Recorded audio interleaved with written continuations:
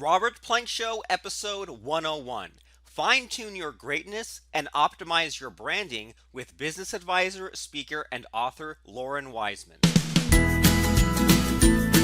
Hey everyone, and welcome back to the Robert Plank Show, where we talk about being a self-employed entrepreneur, making money from home, making money from the internet, and all that good stuff. And today we have Mr. Loren Weisman here, and he's going to be talking to us about the marketing and branding worlds and connecting businesses to their audiences and doing that with a more direct style of engagement, conversation, and communication in order to create authentic conversions and so much more. So, Mr. Loren, how are things today? Doing well, Robert. Good to talk to you.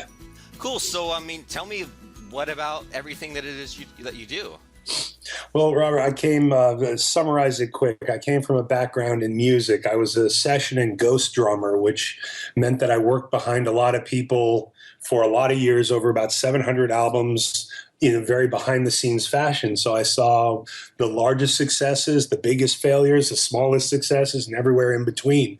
As I went to producing music and went over to television, I started to venture out and see that a lot of the blueprints around marketing and branding really applied to every type of business, from real estate to restaurants, import, export, hairstyles, lawyers, and everywhere in between. So a lot of people spend 20-some years getting into music. After 20-some years in music, I found myself opening some new doors and talking a little bit more about branding and the different levels of engagement and conversion with businesses outside of entertainment.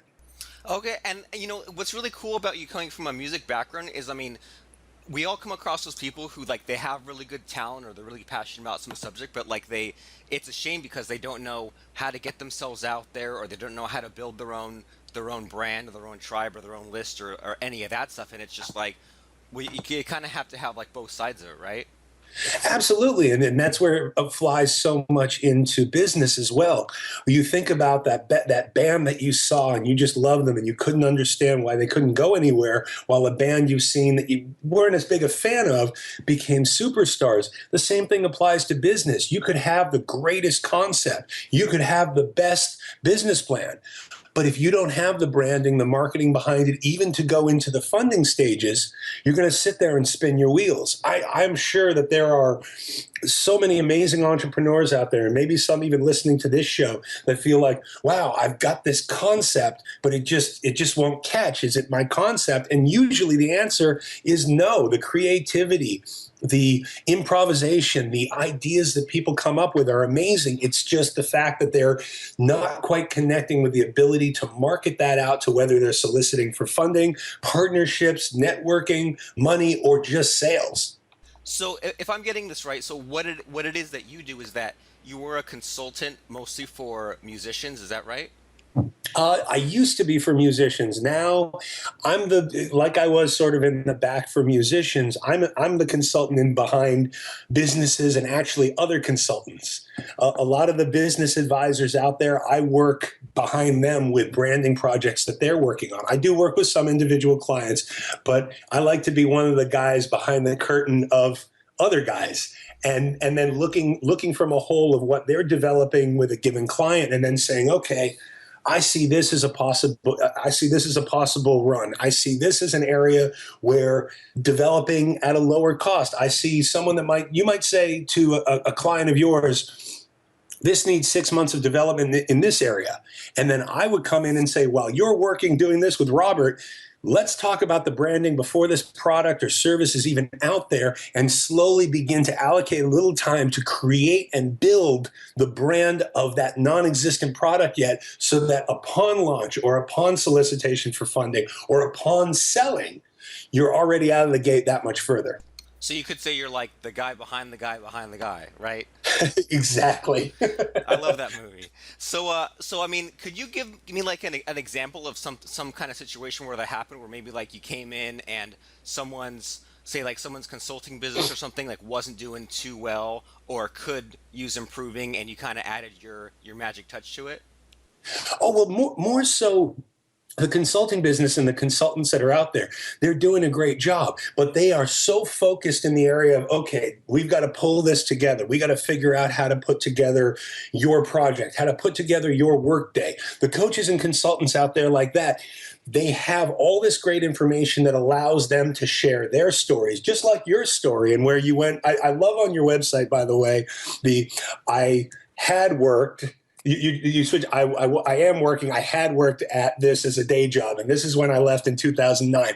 I love that kind of stuff, but at the same time, that's not me. I'm more from looking at a client that somebody has and saying, okay, what could they start to do for different levels of content? What could they start to create? Where is their bio or the questions that people ask?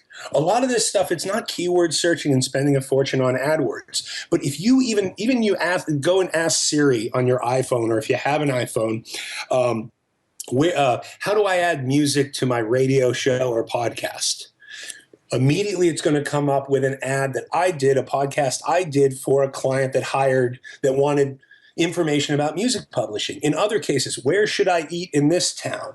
These new phrases and algorithms in YouTube, in podcasts, can upreach and outreach so much wider. And the beautiful thing about it is all of this can be built simultaneously while this client's consultant is taking care of all the organizational stuff that they know how to do, that they know how to organize. So would you say, like, when you have the consultants or the clients like this, and you go to get them more traffic or get them more business or whatever, would you say that you kind of look at it and you eyeball it, or like is there a specific, like, step-by-step sequence that you go through in this process? I find every client to be really individualized, and that's what I love about what I do. I feel like a detective. And it's where are the strengths, where are the weaknesses, where's the potential funding. I'm find myself that I'm a lot less about traffic as much as I'm more about conversion and engagement. While certain sell points are put together to sell and offer, I like to make sure, okay, do you have a content management system, an editorial calendar of what you're going to create to talk about who you are, what you're doing, how you're doing it, or even how you're going to do it, how that allows you to stand out?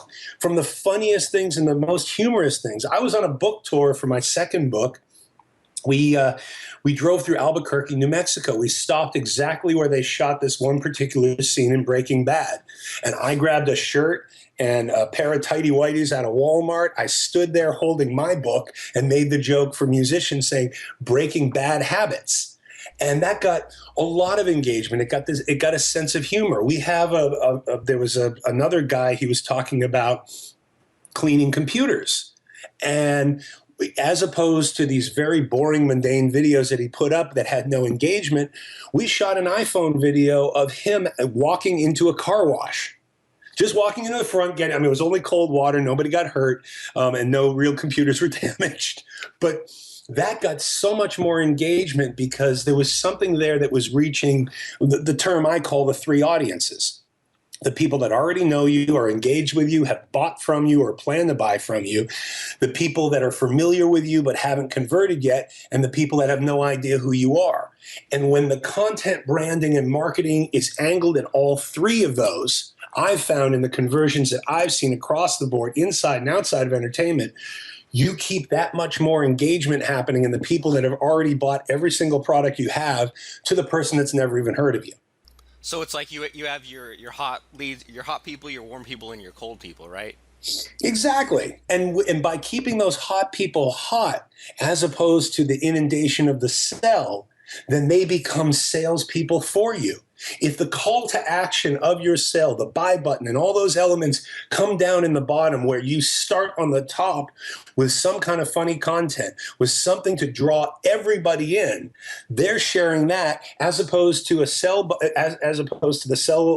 pitch right out of the front where it's, well, I'm already buying. I don't need to pay attention to this.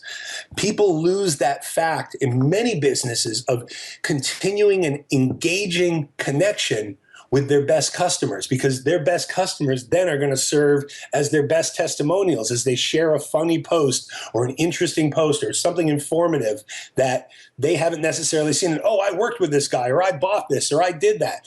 They become some of your best free advertising. Cool. So it sounds like, I mean, you do a lot of different things, but out of the last couple of scenarios that you've described, you kind of do like these PR stunts, in a sense.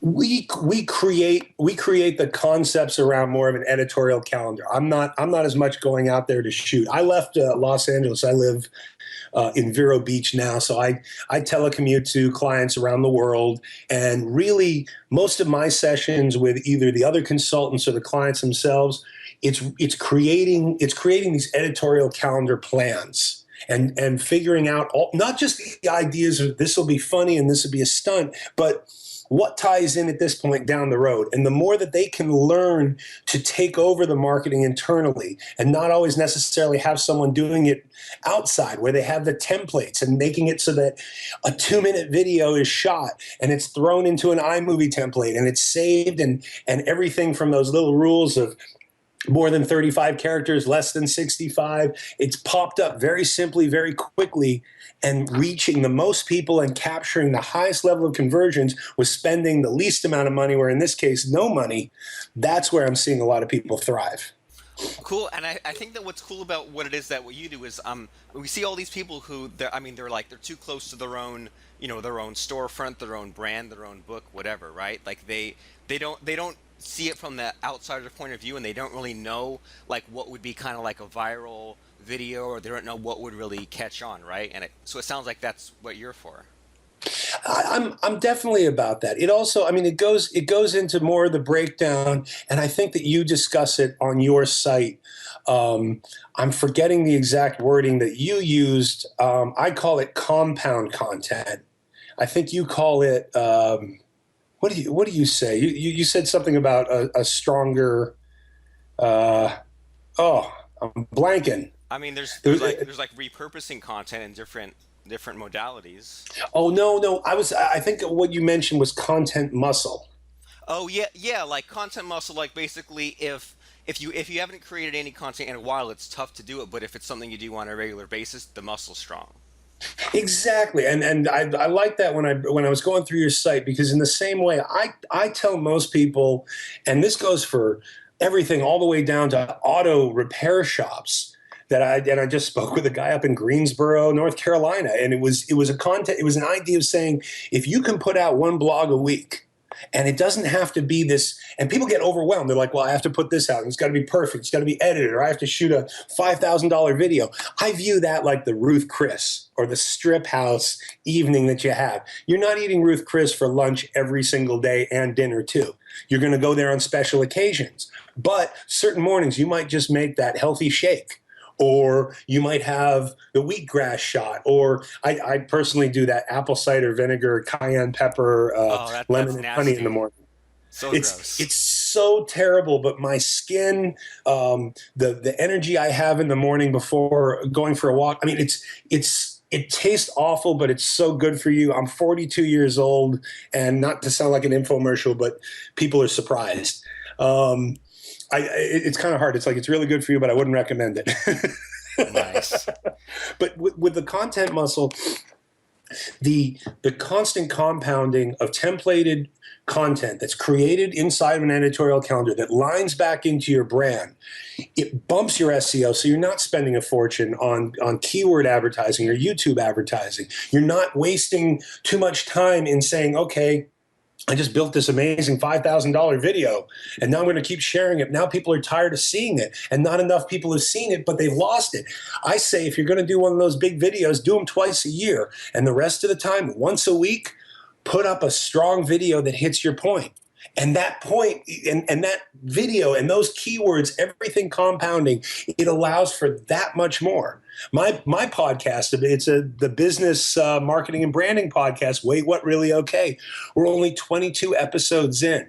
We've gotten 750,000 listens on a starting of a podcast. And it's all, again, it's not It's not advertising. It wasn't excessive marketing. It was planning the brand and naming the podcast and really directioning the content to fit what the message is. And when people are creating the message, the other consultants that are really organizing, this is what you can do. This is how you can do it. This is everything from the style of webinar things that you do, your double agent marketing. Right. Then behind the scenes, you got all these great ideas from Robert. Here's a couple twists and turns to embellish. It's why I love doing what I do, because I don't have to be out front and I get to work with some really cool people that have excellent ideas, and we just add all the fine, the plumbing and the electric that nobody sees. Right, the behind the scenes stuff. Right, because I think that, I feel it seems like you and I kind of have the same kind of problem where it gets boring in your own business, right? It gets kind of boring talking about the same 5 to 10 things. So to be able to kind of jump into someone else's business, and maybe for the past 5 or 10 years they've built up this huge list, or this huge following, or all these repeat customers to their offline business, and you can just kind of take their potential and make it way better, right? Absolutely. I think on the standpoint that where you and I differ. You have that great concept with the email autoresponders and the different elements, your backup creators, the membership, the member genius, all those elements. It's why I contacted you. I saw one way to connect with you, and then when I saw what you were doing, I'm like, okay, I want to connect and have a conversation that goes out there, but I want to network and potentially see where we could work together with somebody that you're working with, or vice versa.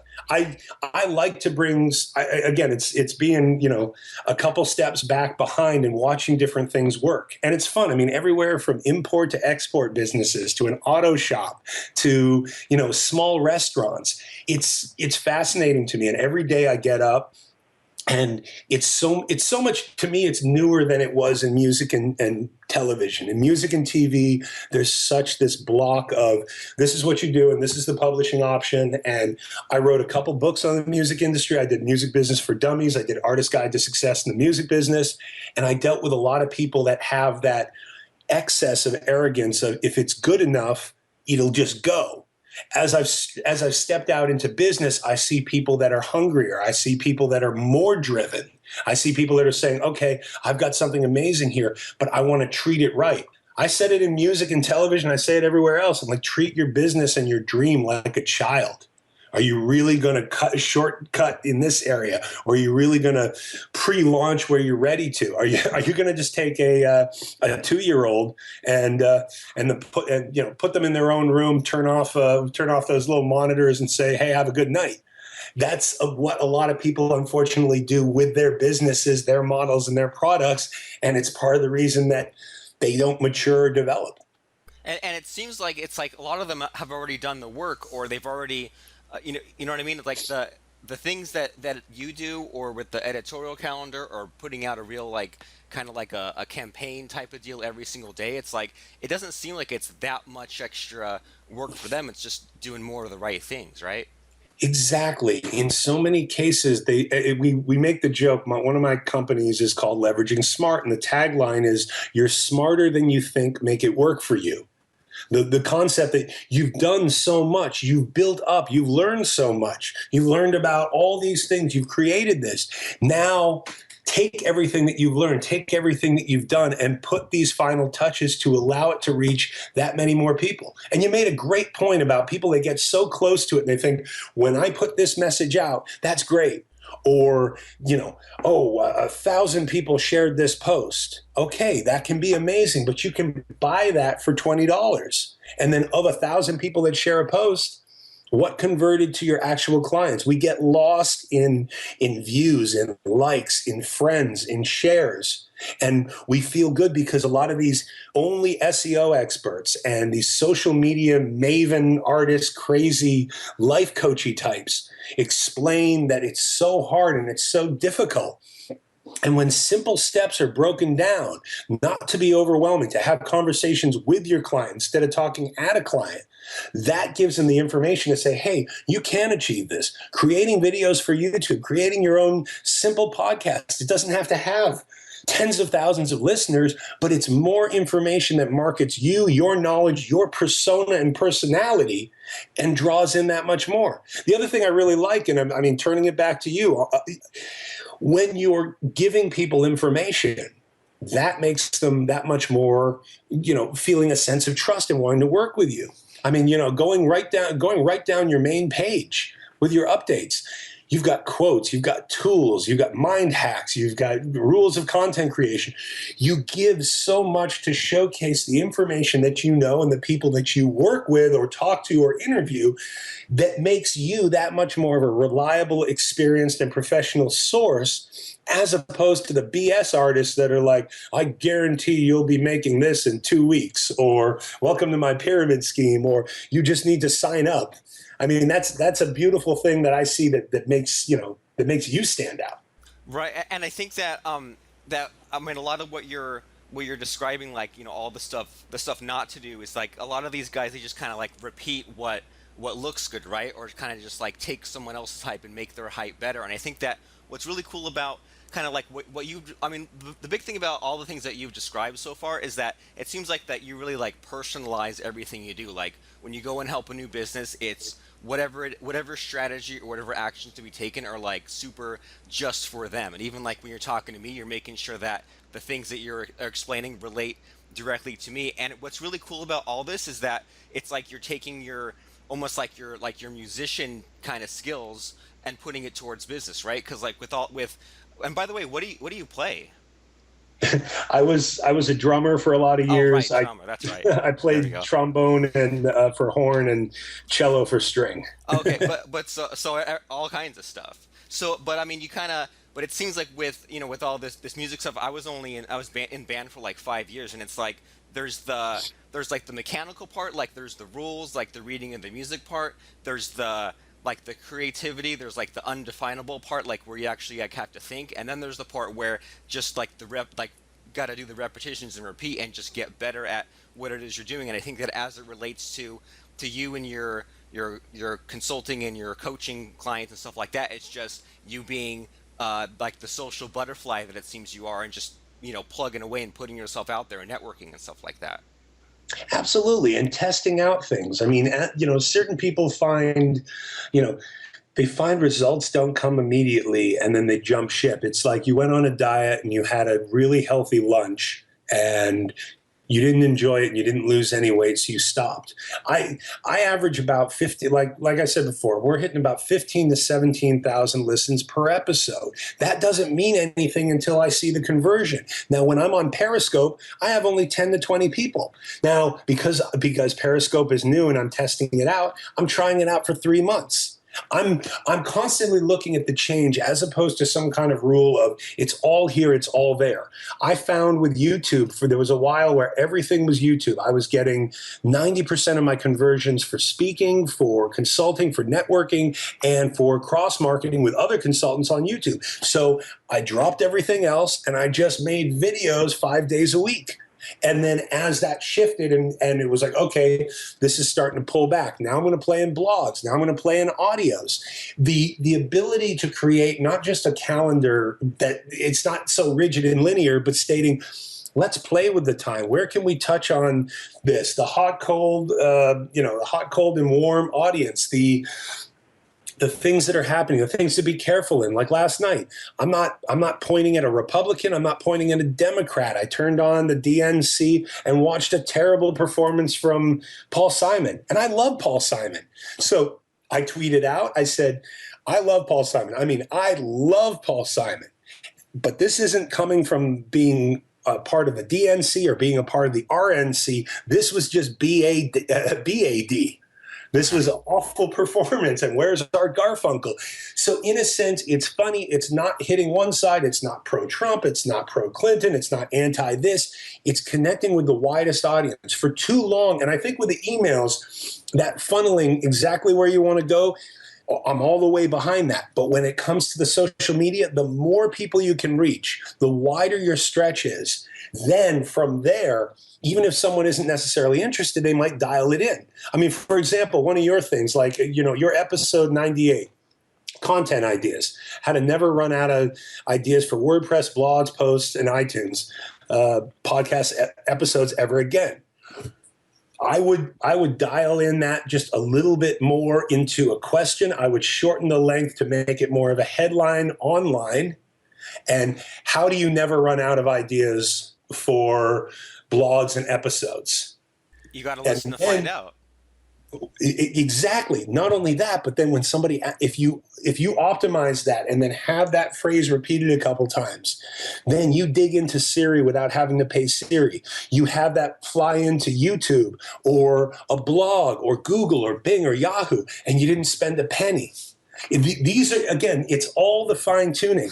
The most of the consultants, and I mean, I do the strategy stuff, and sometimes I work alongside them. But a lot of times, I'm just that background fine tuning of, you got something great here, and I'm not taking away from it. I just, in a sense, to summarize my job is, I want to take the greatness of someone or the greatness that's being created with a team and make sure it can get out just that much further to up the conversion. So you're basically looking at all the different things they're doing, right? All the things they're doing correct, all the things they're doing incorrect, and you can just like you find the thing, like you find like the hot button, right? The hot topic, and kind of like when you were looking at my blog, like it didn't even occur to me to expand or make that term of the concept or the content muscle to like keep on repeating that, or even like make a whole book or make a whole series just based on the content muscle. And I like how the way that you termed it is the fine tuning. So in all of your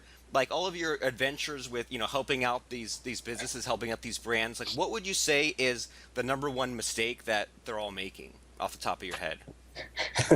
I'd say the number one mistake is, as soon as they get everything dialed in and in line, they just don't have the patience to maintain the execution. That where they get things to a great point, and then money starts to come in. Some conversions begin to create, and then they sit on their laurels. Oh, I've seen these washes of money come in and profit, and it's like, okay, this is part of the proof of concept that this is working. But next week, now that you have the money to pay your team, yourself, now that you're able to quit your job, now reinforce your marketing that much more.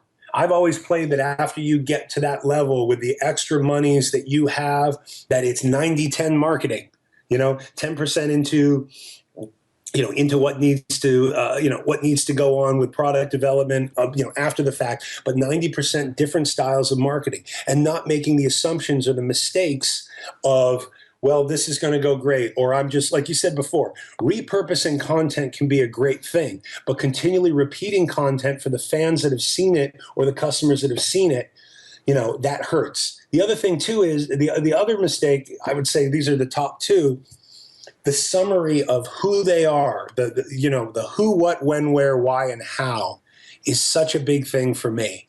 And so many people are not justifying those elements. They're having that assumption of, no, you'll read a little bit deeper. If you go to youtube.com/Loren Weisman, every single video has two web links that immediately take you out. So, and just like you say, I think you said somewhere, if you don't know what to put a buy button there. I like that. But having those links, having those correct titles, and knowing how is that summarizing, and that summary, like, what do you put on your business card, if you don't mind me asking, Robert? I honestly don't know. I think I have my name, I have my picture. I'm like digging in What's my your wallet. tagline? I don't think I have one. Let's see. Okay, I'm looking at one that I have, and it says backup, clone, protect. WordPress plugin makes it simple for you to backup, restore, and protect your WordPress blogs. Okay, but you're bigger than just that. I mean, from a marketing standpoint, from the web standpoint, you've got more of a Renaissance vibe going on, an array of experience. So it's summarizing that thing. One of the things, and it becomes a bit of a challenge, but I always tell people, I'm like, put on your card what someone could search for that tagline online and lead it right to you. My card says business advisor, speaker, and author. If you search that on Google, I come up number one. You go to images, you see me. You go to videos, you see me. Dialing in some of those simplistic tagline one-liners so that it immediately takes over. And this isn't knocking anybody. And I know, I mean, you do what you do and you do it well. And I work with $1 million companies and famous artists that even still apply these things to get to that next level. Like about Robert Plank. There's a problem. You've been led to believe that running your own online business requires a huge amount of time and tons of technical know-how. I love that sentence, but that's not about you. You're so much more with the speaking element, the podcast. I want to get the smack hit me with who you are so that from the most negative connotations or the people that have felt, sold by snake oil salesmen, that right off the bat, they know you're not one of them. And even with your reach, even as successful as you are, it doesn't matter at any level. I've worked with some of the biggest names where they've even said, okay, this audience knows me, but I still need to reach further. And it's like, okay, we're going to flip the bio around. We're going to find the one-liners. We're going to develop the tags. And it's being humble in a sense of going, okay, yes, I'm continuing and I've got my audience, but I'm going to dial it in for the people that have never even heard of me so that when they're looking for what I do, not looking for me, they end up on me. So, I mean, with all that, with getting it dialed in and everything, how do you avoid either like being too cutesy, or how do you avoid being like everyone else? Because I think your phrase like business advisor, speaker, and author, like, would you say doesn't that kind of sound like what everyone does? In a sense, it does, but because of how I've optimized and set up the editorial calendar, when you search that, it lands right on me. So even if your phrase, without, like you said, without being cutesy, if that phrase is individualized and it's something that you can take over and not have to spend money on, then you become that guy or that girl. That's the beauty of it. It's finding the words and the phrases that lead to you. And that in itself is so much more powerful. I mean, I challenge you to, or any of your guests, type it right in: business advisor, speaker, and author. Oh yeah, Yes, I did. You own that whole front page. Right. So in a sense, as wide as that is, I don't need to worry about it. I mean, you can go into YouTube and type in iHeartRadio business podcast. And there are a lot of business podcasts that have been around much longer and and have much larger audiences than me, but I still come up right in the top. That's some of that cross branding for its SEO without paying for it and without being overwhelmed for it. So finding those phrases that dial you in, and I end up being more strategy. I end up being more behind the scenes. I'm the consultant to the consultant. I'm the guy behind the guy behind the guy behind the guy. All these different phrases become subsidiary lines, but I can attack in, and from the proof of concept of what I create for myself, that's how I try to help other people. So, in the same sense for you, even with all the people that follow you, all the clients that you have, just as that extra thing about finding that one phrase that makes you that much more identifiable. And then people realize all these other aspects about you, as opposed to, and I'm sure you've seen it, you get those people that hand you the card and it's got like 90,000 different things on it. Okay. I try to stay in the 3 area. It's like, okay, advisor, speaker, author, we're going to tie it in with music.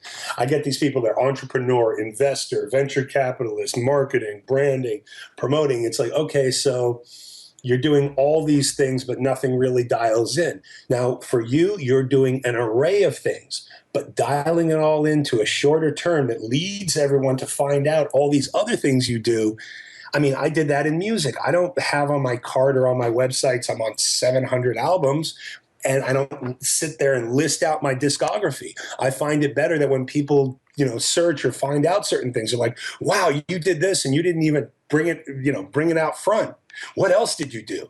You vicariously engage someone to want to connect with your knowledge and with what you can deliver, and it helps you stand out over all these people, promising millions of dollars in Lamborghinis overnight. So it sounds like, I mean, even though you might have all this cool stuff to list about yourself, only narrow down to just three things. That way you can kind of capitalize on their short attention span. So, as we're kind of winding down this discussion, could you tell me, like, if someone was just getting started, or if someone, like, had nothing built up yet, and you wanted them to build up their business to the point where they could hire you, what would you tell them that they should be doing or focusing on?